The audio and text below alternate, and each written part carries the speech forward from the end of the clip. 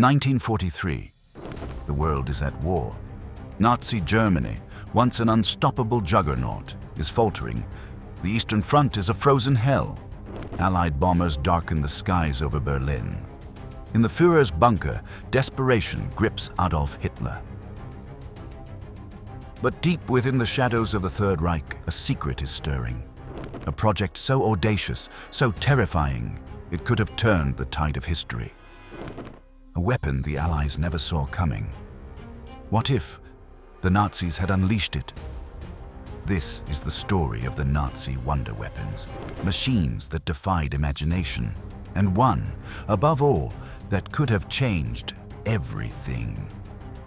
Welcome to the untold saga of the secret weapon that almost won World War II. By early 1943, Hitler's empire is crumbling. The disaster at Stalingrad has cost Germany 500,000 men. Entire divisions lie buried in the icy ruins, their dreams of victory frozen in the Russian winter. The battle, a 6-month meat grinder, marked a turning point. Germany's first major defeat, shattering the myth of Nazi invincibility. Stalin's Red Army, fueled by vengeance, prepares to push westward, their T-34 tanks rolling over the frozen corpses of the Wehrmacht. In North Africa, the legendary Desert Fox, Erwin Rommel, is retreating. His Afrika Korps, once a symbol of Nazi might, is battered by British and American forces under Montgomery and Patton. At the Battle of El Alamein in late 1942, the Allies broke through, forcing Rommel into a desperate withdrawal across the Libyan desert, his supply lines cut by relentless RAF raids. Allied air raids are turning German cities into infernos. Hamburg burns in a firestorm in July 1943, killing tens of thousands in a single night. Operation Gomorrah unleashes 9,000 tons of bombs, creating a blaze so intense it sucks the oxygen from the air, suffocating those who didn't burn. The Third Reich is bleeding, but it's not broken. Not yet. In the heart of Berlin, Hitler paces his war room, his eyes burning with defiance. He believes one thing can save his Reich, a miracle.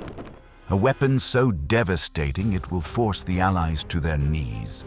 He calls them Wunderwaffen, wonder weapons, and he's betting everything on them. Who are the masterminds behind these machines? Men like Werner von Braun, a brilliant rocket scientist with dreams of the stars, and Hans Kammler, an SS engineer with a ruthless obsession for power. Under the direction of Albert Speer, Hitler's armaments minister, they're racing against time. Their mission? To build a weapon that will shock the world. But what was this weapon?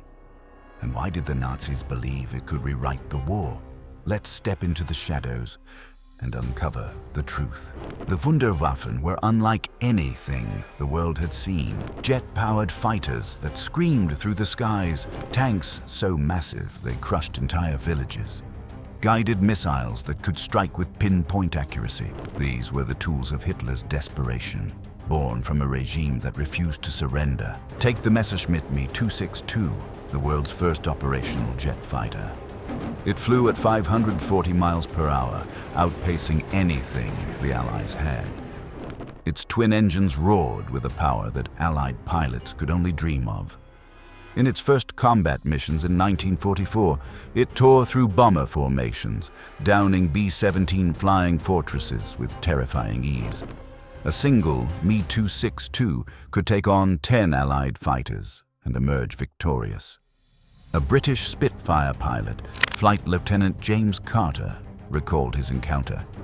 It came out of nowhere, a streak of silver death. Our bullets couldn't touch it. It was too fast. We lost 3 planes in seconds, but production delays and Hitler's insistence on using it as a bomber rather than a fighter limited its impact. By the time it was deployed in significant numbers, the Allies had already gained air superiority. Still, its potential was undeniable. If it had been introduced a year earlier, the air war might have looked very different.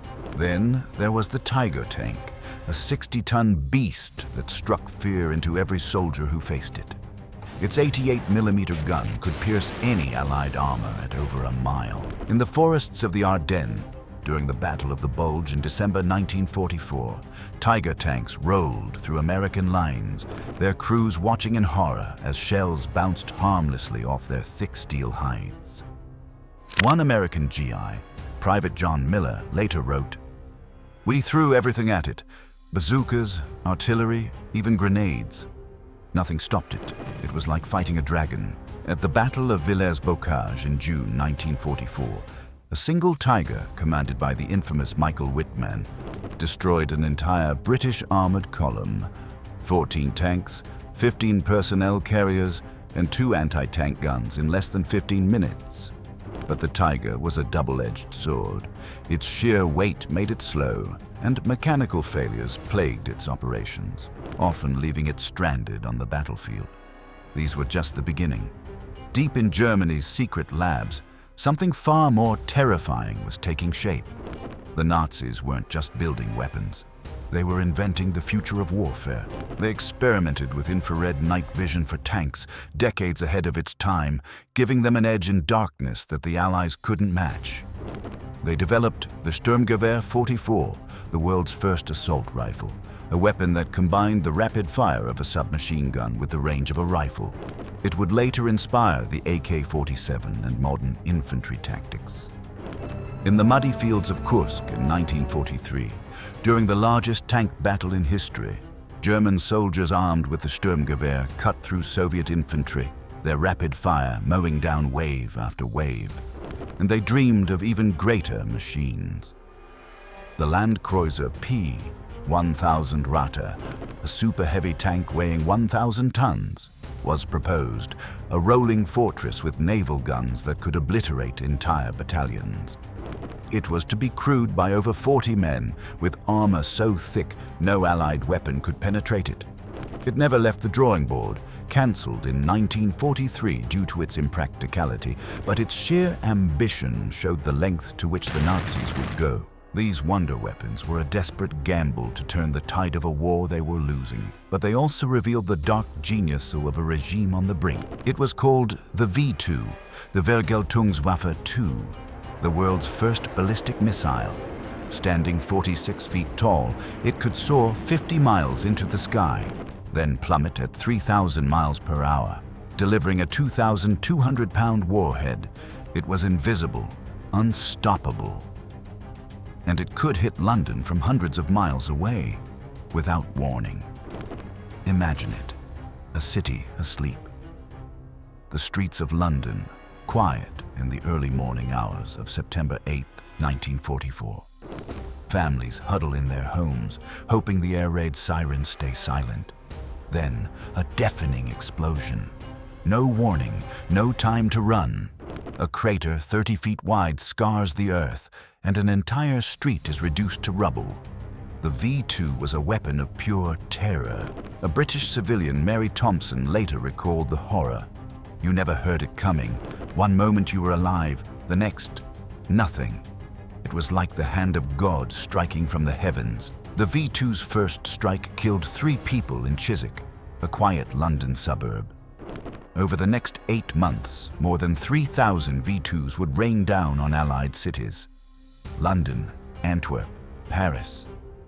Each missile carried death, leveling homes, schools, and hospitals.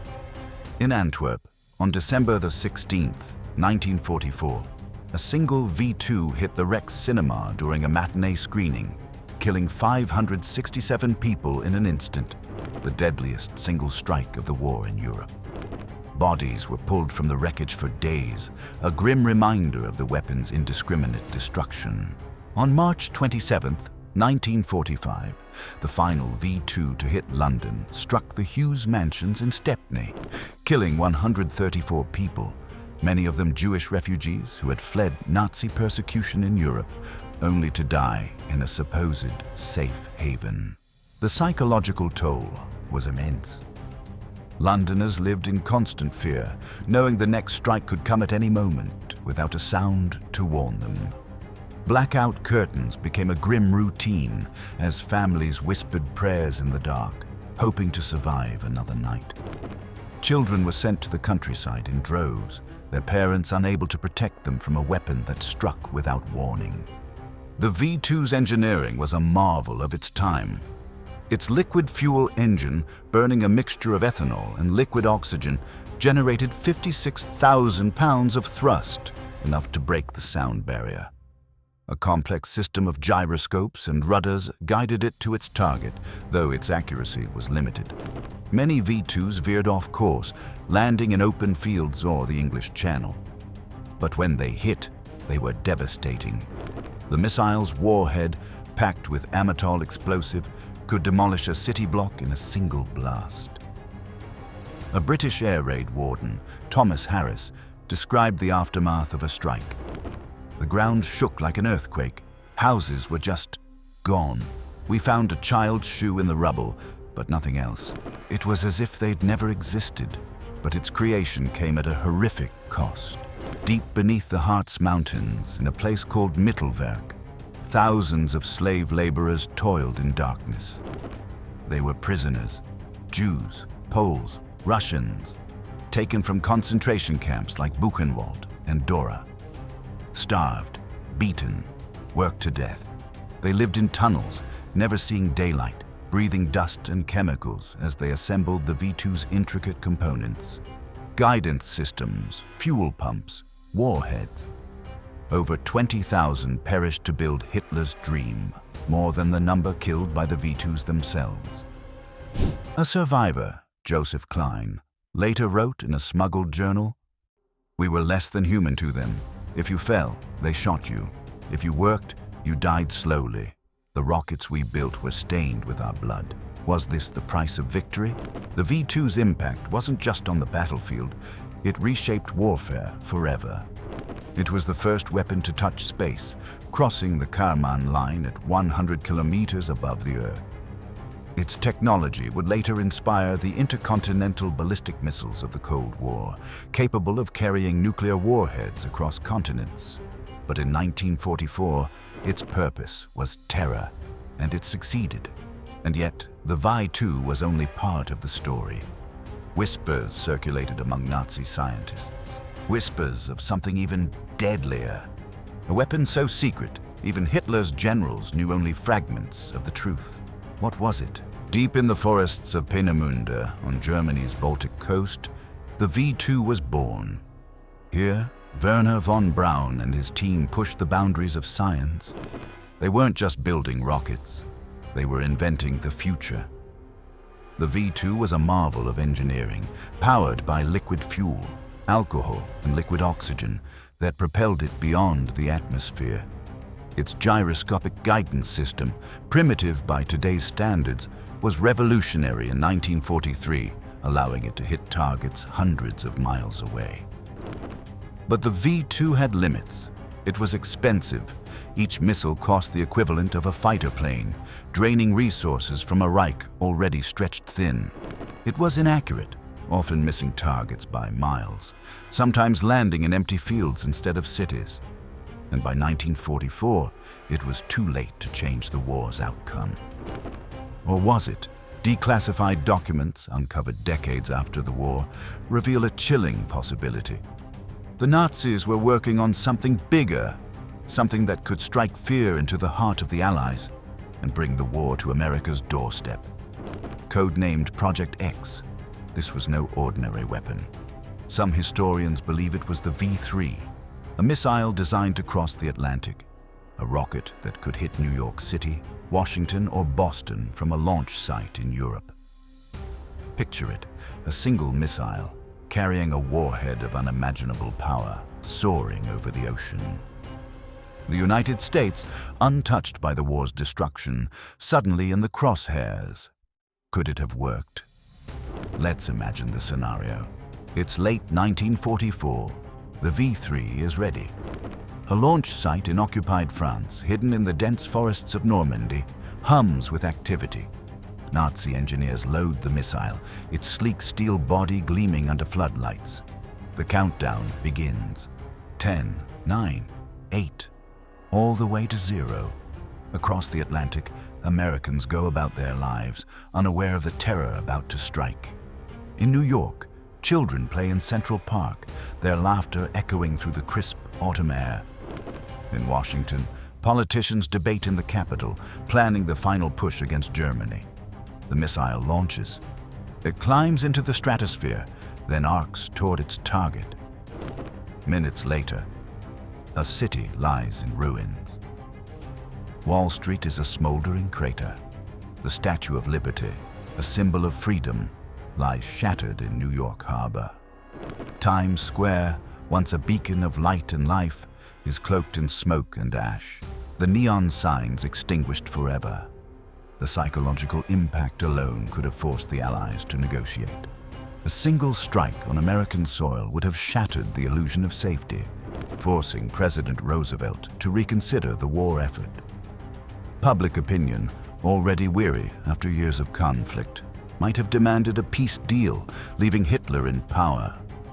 The ripple effects would have been catastrophic. American morale broken, the D-Day invasion delayed or cancelled, and the Axis powers emboldened to push deeper into Soviet territory. But was the V3 real? Or was it a Nazi fantasy? The truth lies somewhere in between. Germany's rocket program was stretched thin. Resources were scarce. Steel, fuel, and manpower were diverted to the crumbling fronts in the east and west. Allied bombing had devastated factories and supply lines, leaving production in chaos. And yet, the Nazis were desperate enough to try anything. Intercepted messages from 1944, discovered in British archives, reveal plans for a long-range rocket capable of reaching 3,000 miles. Blueprints found after the war show designs for a multi-stage rocket, far larger than the V2, with a range that could indeed reach America. Was this the V3? We may never know for certain, but the ambition was real, and the fear it inspired was even more so. The Allies weren't blind to the threat. By 1943, British intelligence had caught wind of the V2 program. They called it the Rocket Menace. Churchill was furious. He demanded action, declaring, "We must crush this menace before it crushes us." The result was Operation Crossbow, a relentless campaign to bomb Nazi rocket sites. RAF and American pilots risked their lives, flying into the heart of enemy territory to destroy Peenemünde and other facilities. On August 17, 1943, the RAF launched a massive raid on Peenemünde, dropping 4,000 tons of bombs in a single night.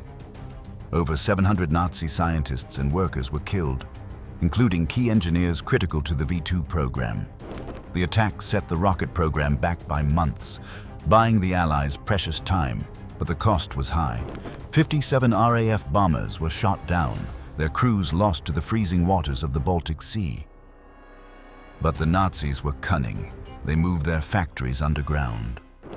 Mittelwerk became a fortress, hidden from Allied bombs, its tunnels stretching for miles beneath the mountains. And they had another advantage: secrecy. Double agents, espionage, and misinformation kept the Allies guessing. One man, a mysterious figure known as Agent Garbo, played a pivotal role. A Spanish double agent working for the Allies, Garbo fed the Nazis false reports, convincing them the Allies were focusing on the wrong targets. Dummy launch sites in southern England instead of the real ones in France. His deception delayed V2 launches by weeks, saving countless lives. But Garbo wasn't alone. MI5 ran a network of double agents under the double-cross system, feeding the Germans a steady stream of lies. One agent, codenamed Brutus, a Polish officer, convinced the Nazis that Allied bombing had missed key V2 sites, leading them to waste resources defending empty facilities. But it wasn't enough to stop them entirely. The V2 began raining down on London in September 1944. Each strike was a nightmare. Entire neighborhoods vanished in seconds. One survivor, a young girl named Elizabeth Carter, recalled the silence before the blast. "It was the quiet that scared me most. No sound, no warning, just a flash. And then the world turned to dust. Over 3,000 V2s would hit Allied cities. Thousands died, 9,000 in total, with 20,000 injured across London, Antwerp, and other targets. The strikes disrupted war production, diverted resources, and sowed panic among civilians. Factories in London slowed as workers fled the city, and Allied leaders were forced to redirect air defenses, weakening other fronts. But the British spirit endured. Londoners, hardened by years of the Blitz, refused to break. They sang in bomb shelters, shared rations, and rebuilt their homes, defying Hitler's attempts to crush their will. And yet, the Nazis believed they could do more. What if they had pushed further? What if Project X wasn't just a missile, but something even darker? Let's explore the most chilling possibility of all.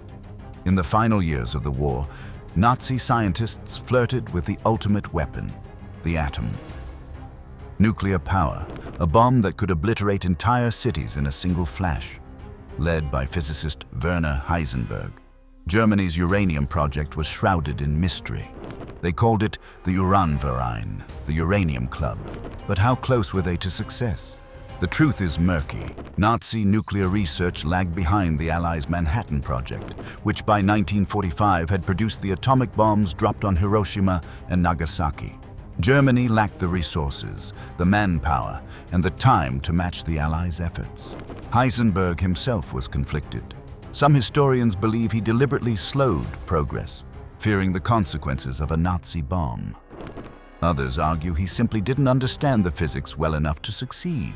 In a secret meeting in 1942, Heisenberg told Nazi officials that a bomb was theoretically possible but would take years to develop. Time the Reich didn't have. But Heisenberg wasn't the only one working on the project. Physicist Kurt Diebner led a rival team, experimenting with uranium enrichment in a secret lab in Haigerloch, a small town in southern Germany. In March 1945, Diebner's team built a primitive nuclear reactor, a pile of uranium cubes and heavy water, suspended in a pit beneath a church. It never went critical, but it was a step closer than the Allies realized. Declassified reports hint at something extraordinary. In 1944, a secret facility in Norway was experimenting with heavy water, a key ingredient for nuclear reactors. The Norsk hydro plant in Vemork, perched on a snowy cliff, produced this rare substance, essential for sustaining a nuclear chain reaction. The Allies knew the stakes. Norwegian resistance fighters and British commandos launched daring raids to destroy the plant. On November 19, 1942, a team of British glider troops attempted to sabotage the facility, but their gliders crashed in the icy mountains, and the survivors were captured and executed by the Gestapo. A second raid on February 16, 1943 succeeded. Norwegian saboteurs planted explosives, destroying the heavy water production cells. Finally, on February 20, 1940, a team sank a ferry carrying the last of the heavy water across Lake Tinn, ensuring it never reached Germany. A Norwegian resistance fighter, Knut Haukelid, later said, "We knew what was at stake. If the Nazis got that water, the world would never be the same." Why such drastic measures? Because the Allies feared the Nazis were closer than anyone realized. Let's imagine the unthinkable. It's early 1945. The Nazis perfect a crude nuclear device. Not a bomb, but a dirty weapon. A missile tipped with radioactive material, designed to spread contamination rather than cause a nuclear explosion. Launched from a U-boat off the American coast, it could poison a city, rendering it uninhabitable. The war would grind to a halt. Imagine the fallout, literally and figuratively. Boston, coated in radioactive dust. Hospitals overwhelmed with victims suffering from radiation sickness. Hair falling out, skin blistering, internal organs failing. The American public, gripped by panic, demands an end to the war. Newspapers scream headlines. Nazi terror weapon strikes U.S. soil.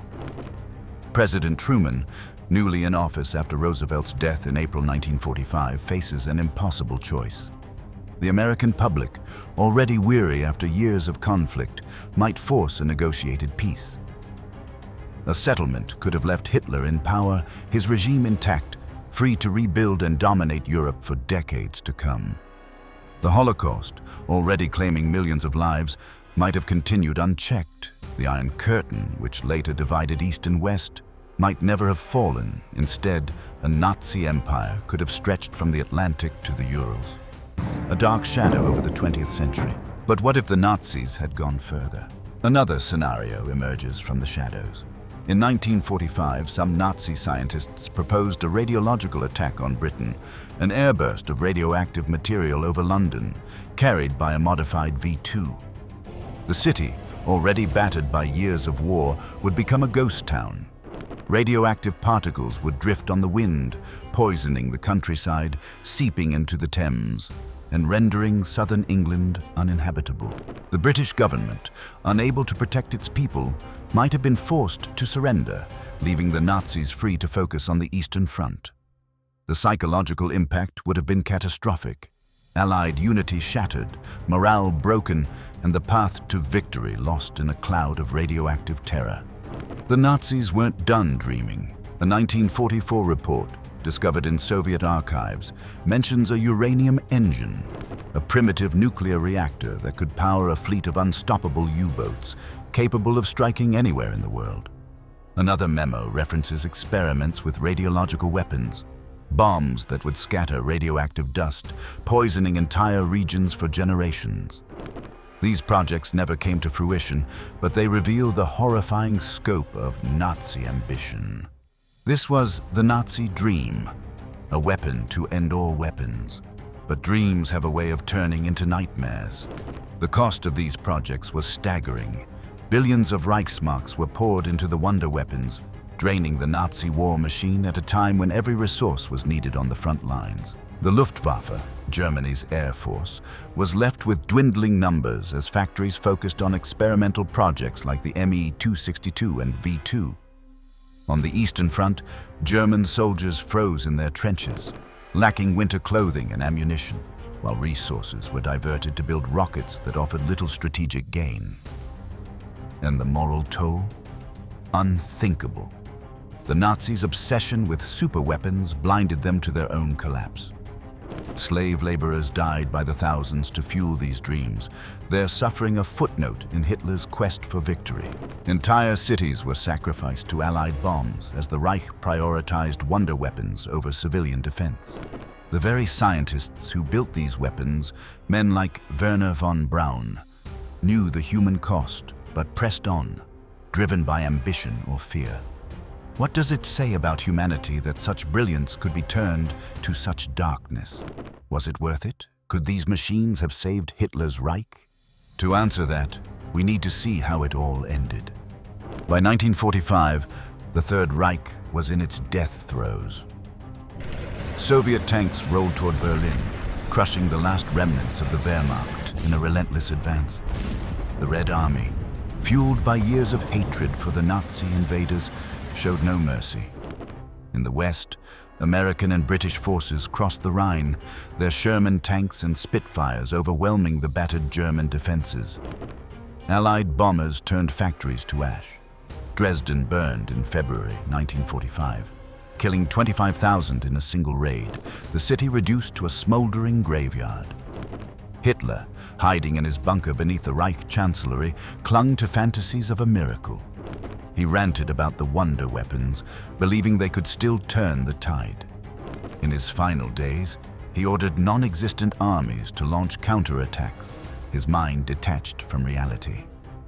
On April 30th, 1945, as Soviet shells rained down on Berlin, Hitler took his own life, leaving behind a shattered empire. But the Wunderwaffen were too little, too late. Peenemünde was overrun by Soviet forces in May 1945, its secrets captured by the Red Army. Mittelwerk was seized by American troops, who discovered the horrors of the slave labor camps, emaciated survivors, stacks of bodies, and the grim machinery of genocide. The V-2s stopped falling. Germany had run out of fuel, materials, and time.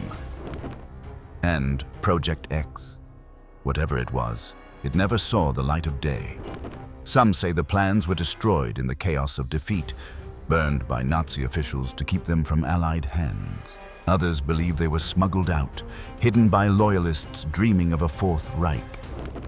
Rumors persist of secret archives in South America, where Nazi war criminals fled after the war, possibly carrying the blueprints for weapons like the V3. The truth may still be out there, buried in a forgotten archive, waiting to be uncovered, but the story doesn't end there. The Nazi superweapons left a legacy that shaped the modern world. Wernher von Braun, the V2's creator, was spirited away to America under Operation Paperclip, a secret US program to recruit Nazi scientists. Along with hundreds of other German engineers, he was given a new life in exchange for his expertise. His rockets powered the space race, a Cold War competition between the United States and the Soviet Union to dominate space. The V2 became the blueprint for intercontinental ballistic missiles, weapons that could carry nuclear warheads across continents, casting a shadow of mutually assured destruction over the late 20th century. And in 1969, von Braun's Saturn V rocket took humanity to the moon. Apollo 11's lunar landing was a triumph built on the foundations of Nazi technology. Von Braun, once a servant of Hitler's regime, became an American hero, his past conveniently forgotten by a nation eager to beat the Soviets. But not everyone forgot. Survivors of Mittelwerk protested his honors, their voices a reminder of the blood on his hands. The Nazis' failure gave birth to a new era. But at what cost? The technology that sent men to the stars was forged in blood. The slaves of Mittelwerk worked to death in the tunnels. The victims of London's V2 strikes buried in the rubble of their homes. The millions who perished in Hitler's war, soldiers, civilians, and victims of the Holocaust whose suffering fueled the Nazi war machine.